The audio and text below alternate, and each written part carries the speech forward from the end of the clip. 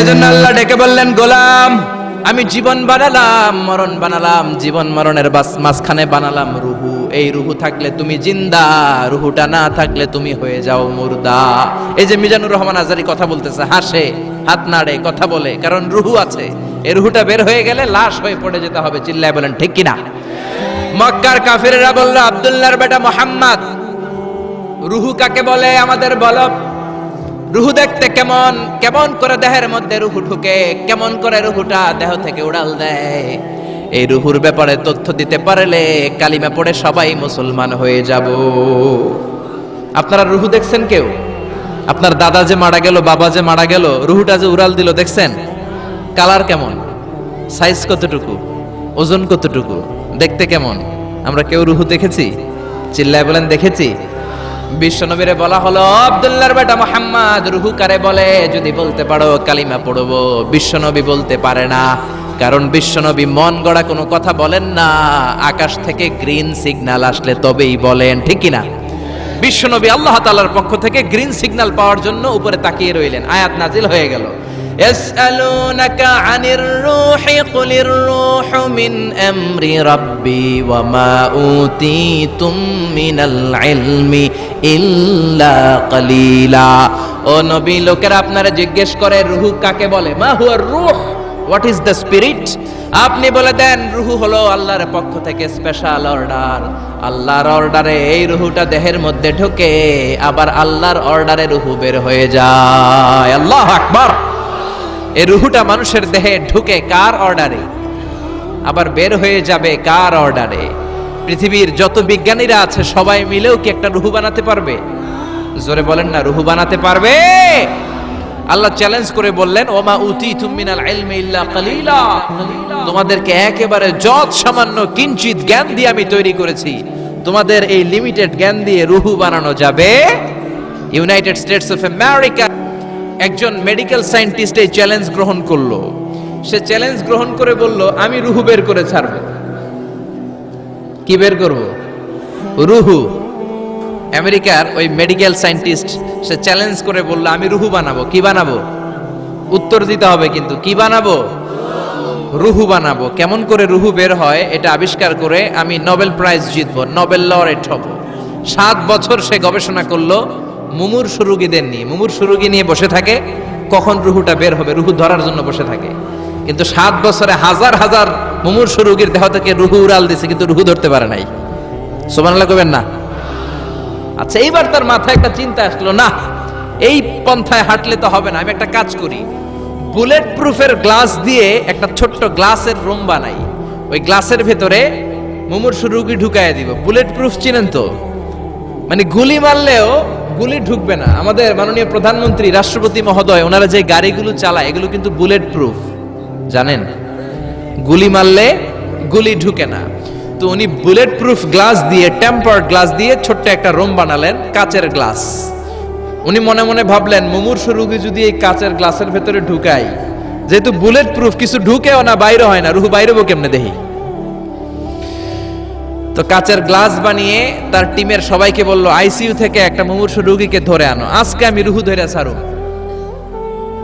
তো মুমূর্ষু রোগীকে আনা হয়েছে ইন্টেনসিভ কেয়ার ইউনিট থেকে, তাকে কৃত্রিম অক্সিজেন দিয়ে লাইফ সাপোর্টে রাখা হয়েছে। মেডিকেল টিমের প্রধান বলে, এই লোকটারে এই বুলেট প্রুফ গ্লাসের যে ছোট্ট রুম, এটার ভিতরে ঢুকানোর আগে চেক হিজ বিপি, তার বিপি মাপ, ব্লাড প্রেসার মাপ। তো মেপে দেখে ঠিক আছে। ওজন মাপ, বলে ওজন মাপা হলো, ওজন হচ্ছে 80 কেজি, 80 কিলোগ্রাম। কত কেজি?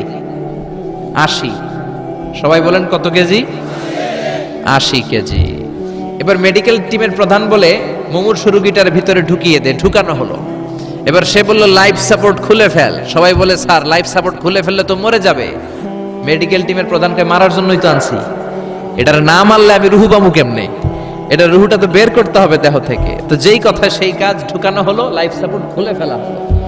লোকটা গ্লাস ফিটিং করা রুমের ভেতরে ছটফট ছটফট করতে করতে দুনিয়া থেকে বিদায় নাই। এবার মেডিকেল টিমের প্রধান রুহু খুঁজতেছে, দুনিয়া থেকে বিদায়, তার মানে তো রুহু বের হয়ে গেছে, কিন্তু রুহু আর খুঁজে পায় না। গ্লাসের এই দিকে তাকায়, ওই দিকে তাকায়, নিচে উপরে ডানে বায়ে সামনে পেছনে, কোথাও রুহু নাই।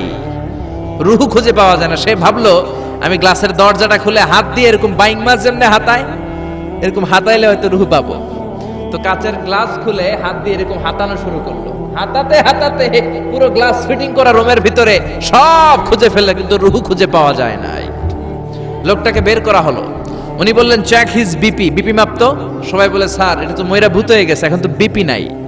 বিপি বুঝেন তো, ব্লাড প্রেশার। এই যে ধাক্কাটা অলিন্দ নিলয়, সিস্টোলিক ডায়াস্টোলিক, জন্মের পর থেকেই আমাদের এই যে দম নেয়া আর দম ছেড়ে দেওয়ার খেলাটা আছে না নাই? কথা বলেন। এই যে ফুসফুস দম নেয়, দম ছেড়ে দেয়। শীতের রাতে আপনি কম্বল গায়ে দিয়ে ঘুমায় যান, আপনার দমও কি ঘুমায় যায়? আপনার দম ঘুমাইলে তো আপনি ঠুস। আয় রে মানুষ রঙিন ফানুস, দম ফুরাইলে তবু তো ভাই কারোরই নাই একটুখানি। আয় রে মানুষ রঙিন ফানুস, রঙিন ফানুস, আয় রে মানুষ। পড়েন আল্লাহু আকবার। এবার মেডিকেল টিমের প্রধান বলে চেক হিজ বিপি, বিপি মাপ। সবাই বলে বিপি নাই, কিন্তু ওজন আছে না নাই? মরার পরেও তো একটা লাশের ওজন থাকে কি থাকে না? এবার মেডিকেল টিমের প্রধান বলে চেক হিজ ওয়েট, ওজন মাপ। এবার ওজন স্কেলে শোয়ানোর পরে দেখা গেল লোকটা মরার আগে ছিল 80, এখন হয়ে গেছে 78 কেজি। কয় কেজি? মরার আগে লোকটা ছিল কয় কেজি? মরার পরে ওজন দেওয়ার পরে ওজন হয়ে গেছে কয় কেজি? কমছে কয় কেজি? মেডিকেল টিমের প্রধান কয় আমি পাইছি। সবাই কয় কি পাইছেন? মেডিকেল টিমের প্রধান কয় ওইডা। সবাই কয় কোনডা? কয় রুহু। কেমনে পাইলেন? কয় মরার আগে ছিল 80 কেজি, মরার পরে 78 কেজি, কমছে 2 কেজি। তার মানে যেটা উড়াল দিছে ওইটাই 2 কেজি। পাইছে ঘোড়ার ডিম। কিন্তু বিজ্ঞানীদের নিয়ম হচ্ছে আপনি একটা রেজাল্ট দিয়েই ফাইনাল জাজমেন্ট দিতে পারবেন না, আপনার আরো কিছু নমুনা সংগ্রহ করতে হবে। সে বলল আরেকটা রোগীকে আইসিইউ থেকে নিয়ে আয়, ওজন মাপ, বিপি মাপ। বিপি ওকে, ওজন কত? 70 কেজি। দ্বিতীয় যে লোকটাকে আনা হলো তার ওজন 70 কেজি। চিল্লায় বলেন কয় কেজি? 70।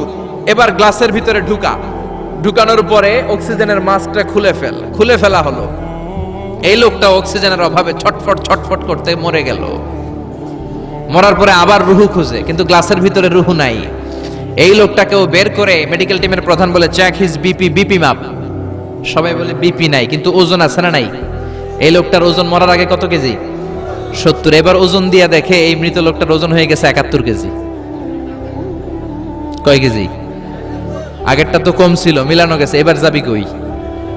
হ্যাঁ, আগেরটা 2 কেজি কমেছে। মনে মনে চিন্তা ছিল, রুহু যেটা ছিল উড়াল দিয়েছে, রুহু নাই, 2 কেজি কমেছে। এবার ছিল 70 কেজি, মরার পরে আরো বেড়ে গেছে 1 কেজি। এবার যাবে কই? আল্লাহ বলে কিয়ামত পর্যন্ত বিপি মাপতে পারবা, কিয়ামত পর্যন্ত বুলেট প্রুফের গ্লাসের ভিতরে লাশ ঢুকাতে পারবা, বের করতে পারবা, কিন্তু রুহু খুঁজে বের করতে পারবা না। ঠিক কি না? يسألونك عن الروح قل الروح من أمر ربي وما أوتيتم من العلم إلا قليلا। নবী লোকেরা আপনার রুহের ব্যাপারে জিজ্ঞেস করে, আপনি সোজা সবটা লোকদেরকে বলে দেন রুহু হলো আমার আল্লাহর আদেশ মাত্র। আল্লাহর আদেশে দেহে ঢুকে, আল্লাহর আদেশে বের হয়। পৃথিবীর কোনো মানুষ রুহু খুঁজে বের করতে পারবে না। সে বের করতে পারে নাই, কারণ মানুষ মরে গেলে এক একজনের দেহের অবস্থা এক এক রকম।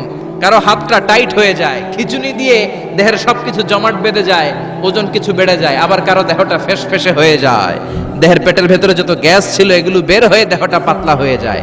পাতলা হোক আর ভারী হোক, ওইটা মেজারমেন্ট করে রুহু খুঁজে বের করা যায় না। চিল্লায় বলেন ঠিক কিনা?